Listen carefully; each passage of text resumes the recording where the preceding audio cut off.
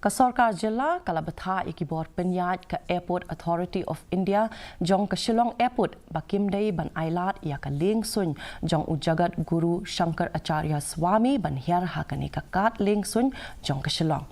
Chief Secretary uba DP Waalang ulapan pau baka jingelang jong ka high level kabala long hinne kasngi layatai sani bha halor kani ka Bthah. Ulayat hu ru baka Sorkar kalapan klan bha yaki jing pahara hasilenter ka nong ba ban pentikna yaka syongsuk syongsan hadien ka jing persyang badang syan ban penlong yaka jingelang pat ba hanong ba Shillong ban persya yaka jing bam dok masi ha kani ka jingelang lawan menishim Bthah da Chief Secretary u DGP bat USP ka Ribhoy bat na East KHASI Hills.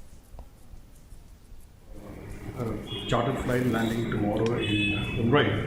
We have assessed the situation all around both Ribhoy district after consulting the Deputy Commissioner as well as consulting the district authorities of Shillong.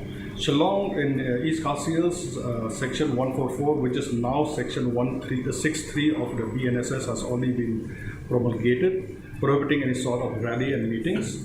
And likewise, Ribhoy district is also following on the same pattern.